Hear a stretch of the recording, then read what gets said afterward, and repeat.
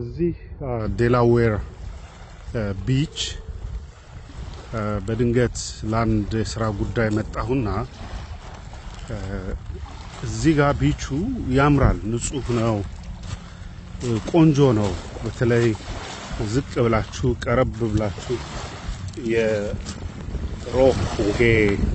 ሮኮቹ ተለቅመው የተለያዩ ቀለማት ኦብዘርቭ ካረግናቸው በደንብ ቀርበን ካየናቸው የሚያማምሩ ነገሮች አሉ። የተለያየ ቀለም፣ የተለያየ ቅርጽ፣ የተለያየ አይነት ሮኮች ናቸው እና እጅግ የሚያማምሩ ነገር ልታገኙ ትችላላችሁ ቀርባችሁ ስታዩና በዚህ ሳይድ አይናችንን ከከፈትን it's beautiful, it's just neat, ንጹህ ነው፣ ደስ ያሰኛል።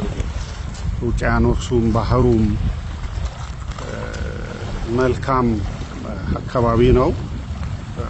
just drive by ያረኩ ያገኘሁት ነው። ግን ወዲያውኑ ዞር አልኩና በዚህ ደግሞ በአጥሩ ሳይድ ተመልከቱ ቆሻሻው ሰው ደግሞ እዚህ በልቶ ጠጥቶ ቆሻሻ ታያላችሁ። ተመልከቱ። እዚህ ደግሞ የተጣለቃ ጋርቤጅ ንፋስ አምጥቶት ሊሆን ይችላል። ሰዎች አንዳንዴ ቆሻሻቸውን አምጥተው አይፈቀድም እንደዚህ ማድረግ፣ በአሜሪካ ሕግ ያስቀጣል።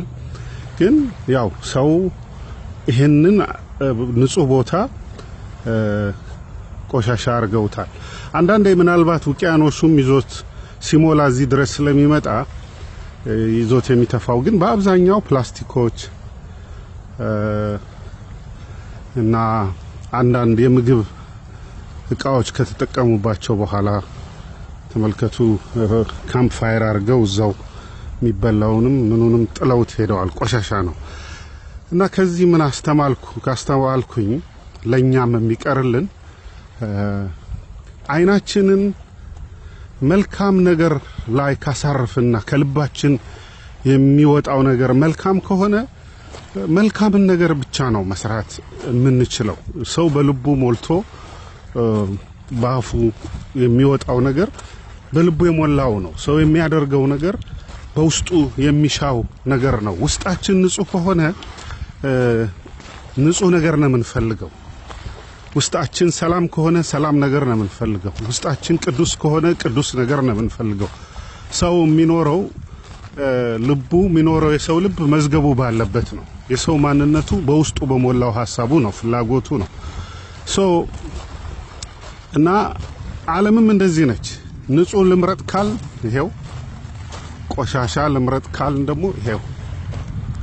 ይሄም ደግሞ ሰዎች ኬርለስ የሆኑ ስለ ንጽህና የማይገዳቸው ሪስፖንሲቢሊቲ የማይሰማቸው ስለ ውበት የማይጨነቁ ስለ ንጽህና ስለ ፐብሊክ ሴፍቲ የማይጨነቁ ነገሮች ናቸውና በዚህ ቆሻሻ አለ፣ በዚህ ሳይድ ደግሞ ውበት አለ። ሰው እንግዲህ መርጦ ነው የሚኖረው፣ በመረጥነው ነው የሚኖረውና መልካሙን ነገር እግዚአብሔር ያዘጋጀውን የሰጠንን በመልካም ልብ፣ በመልካም ሐሳብ፣ በመልካም ውሳኔ፣ በመልካም አኗኗር መኖር ትልቅነት ነው። ጌታ አምላክ ይባርክ።